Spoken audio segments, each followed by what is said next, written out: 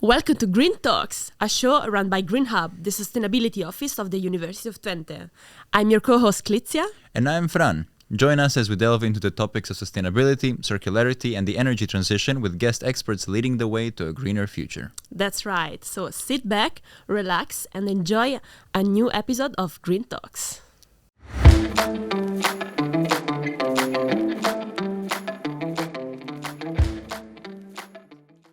I can't wait to listen to this interview. If I'm not mistaken, you recorded it during the closing event of Sustainability Week. Yep, I went to the closing event of Sustainability Week and interviewed not one, but two guests. Damn. And for those who don't know what Sustainability Week is a full week of events organized by Green Hub. It happened in November. And during this week, we try to raise awareness about sustainability and to educate students about it with lectures, workshops, and other interactive events. But going back to the interview, that's what we're here for. Do you want to talk me about? Do you want to tell me about the speakers a little bit? Yes, of course. So I interviewed, as I said, two guests: Dirk Groot, known better as the Zwerfinator, and Elisah Pals. I hope I'm getting those names correctly, by the way. Apologies if not. Dirk Groot, the Zwerfinator, it's a combination of zwerf, which is trash in Dutch, and Terminator. He is a data scientist that at some point started picking up trash from the streets, taking pictures of it, and then mapping them in his data scientist kind of way on maps and collecting databases, and then he would use those to spread awareness about trash that gets That's really smart onto the streets. Effective as well, I guess. Exactly. And then he used those maps to show them to policymakers, and he sort of created a movement behind himself, and he really made actual change. And not just with policymakers, but he also made Napoleon candy. He made them switch from plastic to paper wrapping because he was finding their wrapping everywhere. Yeah. Exactly. So he switched. Okay. So that was a very inspiring story of how somebody can an individual can actually make a big impact. Exactly. It's as if that's the topic of the episode. What? In a similar manner, yeah. Elisah Pals started Zero Waste Netherlands. So she committed to a zero waste lifestyle and has been doing it for a while when she realized that the consumerist mindset and the culture that she lives in means that as much as she tries. Yeah, so zero waste means that she's producing no waste or as little as possible, I guess, right? Yeah, exactly. But as much as she tries, there's limits to it because she's in this culture. So sort of pretending to be more people than she is in the beginning. She made a website for it and started this movement of Zero Waste Netherlands, and now it has grown to have many members. So people actually arrived after a while. Exactly. So we're going to talk to them to see how they did it, what they think about it. Do they consider themselves activists? And what tips they have for people who want to start with them as individuals, but as we said, stop looking at yourself as one. Yeah, this is really interesting. I really look forward to listening to that, and I guess that all our listeners will as well, since it's something you can relate. And are these stories related to any SDGs? So not really. This is one of the episodes that isn't directly related to one SDG, but it is more about the approach. So you can apply this method for any SDG you would like.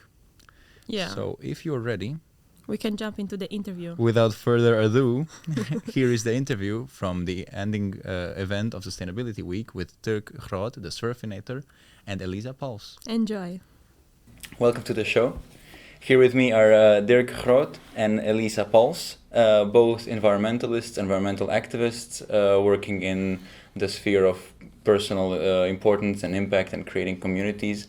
Welcome to the show. Thank you. Is there anything you would like to say about yourself?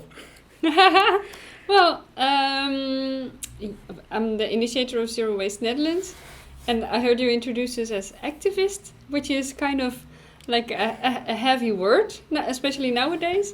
And I think environmentalist is something like a title that I feel comfortable with, but activist, maybe with a smile. Okay. So I think there's different ways to be an activist, and I think everyone can choose their own way to do it. Yeah, so it's sometimes I use the word and sometimes not. Don't know how it is for you. But. And for you, Dirk? Okay, well, I'm Dirk Groot. People know me as the Zwerfinator, which is derived from the Terminator. I pick up litter, but most of all I collect data about litter, and with the data I try to change things and systems and make it a cleaner world. And you can call me an activist if you like.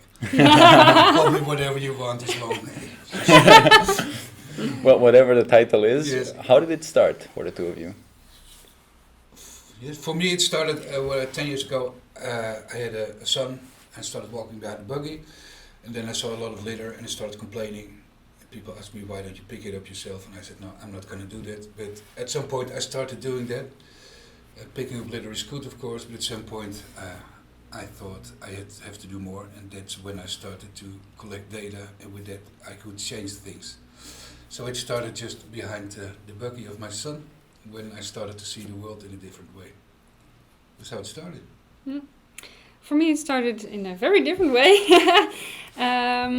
In 2015, I had some health issues, and I tried to buy my groceries for at least a year without additives in them, because I wanted to know exactly what I was putting inside my body.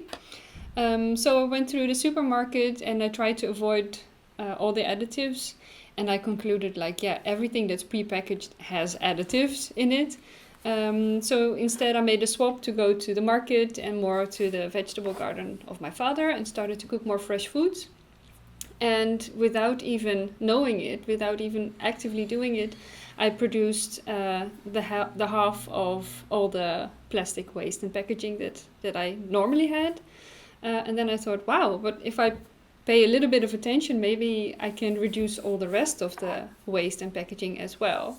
And then it became a bit of an adventure to see how I could avoid all the other waste as well. And within 8 months, I lived a zero waste lifestyle. Yeah. Amazing. So that's how it started, by accident. I have a lot of questions regarding both of that, but we have to start with a question we ask all of our guests, and that is, what is your most unsustainable guilty pleasure? For me that must be coffee. Coffee is nothing but sustainable, but I drink a lot of coffee. At least I don't add milk and sugar to it. And by adding oat milk, you don't make coffee sustainable. But that's my guilty pleasure. Yeah. That's a common one, actually. No one said it yet, though. Guilty pleasure. Well, I wouldn't say pleasure, but it's definitely unsustainable. I still own a car. I try to use it as little as possible. So today I also came here by public transport. But there are some occasions where I have to use it. Sometimes for going to family, which lives in a place where I can't really reach by public transportation. So I would say unsustainable necessity, not really unsustainable guilty pleasure. But We're still unsustainable. We're still bound to cars in many ways. But Yeah, I think a lot of our transportation is really built around the use of cars. Fortunately, in the Netherlands, also bikes. I think that's very unique in most of the world, but still, yeah, it's sometimes necessary. I did 7 years without a car. Before that I had these cars, I worked in IT. But now my kids grow up, I need cars for some things. And because of the work I do, sometimes I go to lectures at night somewhere in a little place on the other side of the Netherlands. And then I can't use public transport, but I prefer going by public transport. And it's very good in Netherlands, especially where I live. In the west part of the Netherlands, I can come everywhere. So Yeah. I got that same guilty necessity. Yeah. And I wanted to start by asking, how did the name the Zwerfinator originate? Well, I was in my car, then I still worked for an IT company. I had to pee and I stopped at a McDonald's, McDrive restaurant. But before that on the radio, they were talking about Schwarzenegger and the Terminator. So I went to pee and I came back, I picked up a can of Heineken, I put it in the garbage bin, I picked up a piece of litter, which we call a Zwerfie in the Netherlands. And then I said, hasta la vista, Zwerfie. The next moment I combined Zwerfie with Terminator, and that's how the Terminator started. Zwerfinator started. Yeah. And I posted it on Twitter and people liked it, and then the rest is history, as they say. And is that how your community grew, around the idea of the Zwerfinator and your impact? No, it was before that. The story is a guy, Henk, he lives in the south of Netherlands. He picked up litter far before me, and at one day he picked up a piece of litter and he made a selfie with it, and he combined the word zwerfafval, Dutch for litter, and selfie to zwerfie. And he posted it in Twitter, and other people who were picking litter copied that. So I say it was like a coming out of litter pickers. And because I saw that, I thought, well, there are people picking up litter, then I can do it too. And after that there were more words and developments by more people started to pick up litter. But what you really brought into the game is also data collection Yes. and analyzing. Yes. How did that happen? How did that happen? I was picking up litter for about 2.5 years, and it was great. Came a newspaper on the television, and other people started picking up. Everybody was clapping, and I had a good time. But at some point, I saw, well, I'm picking the same kinds of litter up in the same environment over and over again. We have to do more. And I read some reports of the city, but also of the national government. They were not telling the same story that I saw as a litter picker. I wanted to show, for instance, that there is more litter than you see when you stand somewhere, because it may be hidden in the bushes or in the water or behind a car.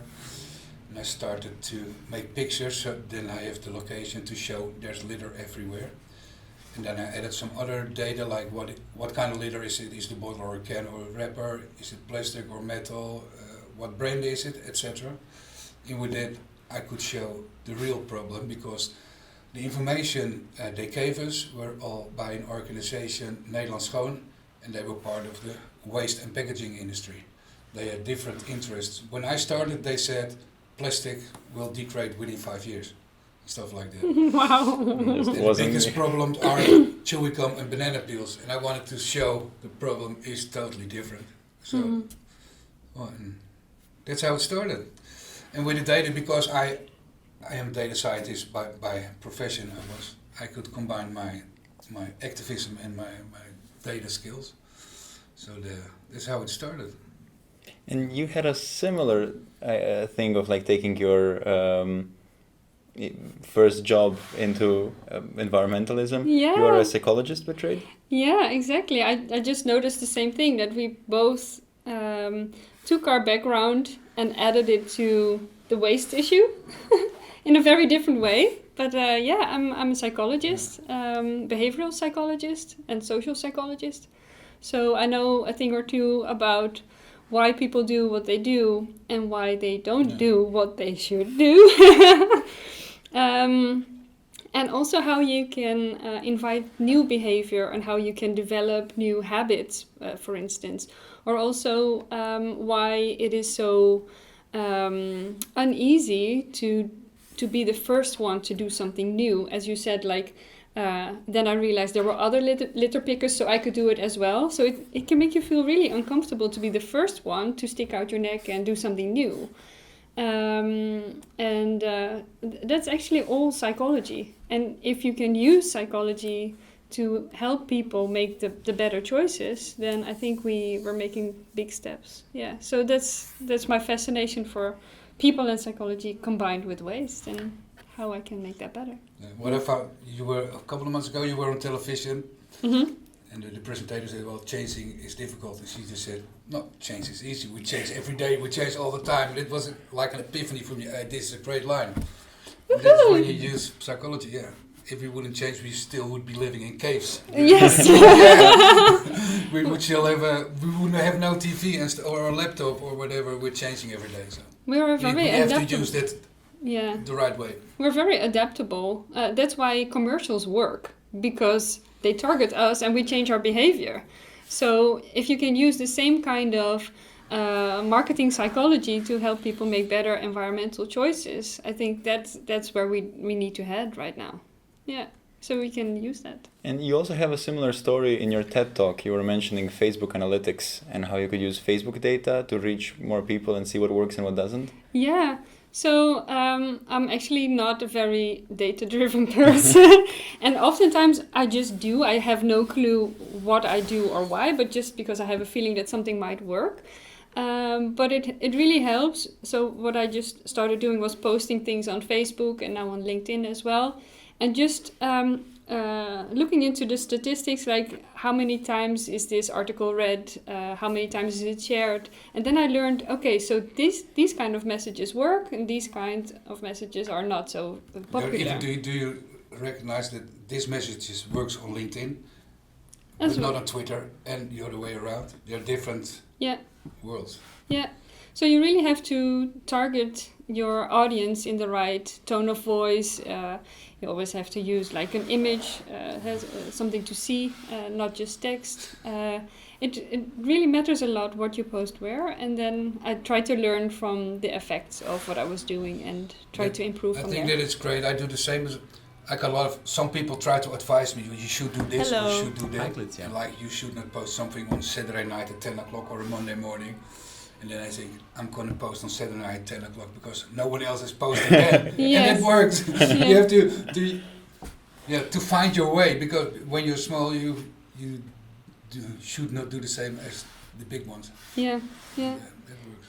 And for me, the messages that get read the most are the ones that I write in an instant, because I have an emotion about something, or I'm upset, or I'm surprised by something, and I use that emotion to write a piece. And then people who read it, they can also sense this is the right moment. I can sense why she's feeling that right now, and then they can relate to that as well. So I try not to wait. I also don't rewrite my stories. I just it just comes out in one go. And What I find impressive about both of your stories is something that often in environmentalist circles is talked about is like personal impact and individual impact. And whenever people ask us and me about how can they best help as an individual, I often say stop thinking of yourself as an individual. Yes. Start thinking in terms of community and networks. And that's something that you two were very successful in, starting from an individual impact and then expanding into a wider community and a wider network and a movement. Yeah. And can you talk about that a bit? Like, how did that happen? I'm just doing what I call what I do is forest camping. I just do things, and then people started running with me, and you can change it. You can use that. So that's yeah. So I never had a plan, but I'm gonna do this, and I think this is good, and then you learn and you learn, and you try to change things or improve. But most important thing for me is to do the things that I think they're good and I like. And sometimes I have to focus on my main business. Yeah. But at some point you're gonna do everything, and then that doesn't work anymore. You have to stay put Yeah. on. You had your focus, but you had it about it before. I had a bit of a different thing. So I was already living the zero waste lifestyle for 3 years, and then I found myself on a beach which was completely covered in plastic. And then I thought, okay, so what I'm doing in my own personal life is just perfecting, trying to make more perfect what I'm already doing. But it makes no sense if nobody follows me. So I consciously made a decision at one point to try and increase my circle of influence. And I thought, so okay, how am I going to do that? Which tools do I have? Which knowledge do I have? Which skills do I have? And then I started to get people to follow me in that movement, and not just me as a person, but I kind of claimed the name Zero Waste Netherlands, which made it seem like it was already something bigger than just me on the laptop. So just giving the illusion that it was already a movement made it easier for people to come and join, and that was how do you say, a conscious decision for me to do that. Fake it till you make it. Exactly. What I do also, from the beginning that I started to use the word Zwerfinator, it's also a third person communication. So Yeah. Zwerfinator does this or says that, and it works great. It becomes like an alter ego, but you can also make fun with it. You can make him a hero, and you can and the other side you can stay yourself. So that worked great for me. So it's like Yeah. storytelling is very important. Exactly. Yeah, of Yeah. course. With Zwerfinator I can tell stories better than as myself. I would love to talk more, but we don't have a lot of time. Yes. So I will just end with a question we always end our interviews with, which is, what is your main takeaway for our listeners? Ooh. I would say start, and also look at your own talents. What is fun for you to do? What are you good at? and use that to start a movement. And especially doing things together really works. So maybe organize a clothes swap or go out litter picking with a group, or so make it bigger than yourself. Yeah. Yeah, well, I would like to add, you can change the world in many ways, and I go out picking litter, but you can use your own other talents to do that. For instance, a couple of weeks ago, 1 week ago, we had a prijsuitreiking. Well, award show for people who were using my data to make, I'm losing the words, a dashboard in Power BI. So they used my data to make great graphics and great maps and stuff like that. So they didn't go out picking up litter. They had fun doing the things they really like, and they made great presentations that I can use to tell my story again. Mm-hmm. So there are many ways where you can make it a better world, and I always say, improve yourself, start with the world. So you can do it in many ways. Wow. Well, thank you very much. We're out of time. I hope we see each other again, and I can't wait for your talks later today. Yeah, thank you very much. Thank you. That's it. Thanks. Thank you for listening. If you would like to stay updated on all new episodes, make sure to subscribe to Green Talks on your favorite podcasting platform, whether it's Spotify, Google Podcasts, Deezer, or more. You can also find video versions of the podcast on YouTube. We are your hosts, Klitzia And Fran. Melania Ardelan is our editor, and the show is organized by Green Hub, the sustainability office of the University of Twente in Enschede, Netherlands. See you in the next episode of Green Talks.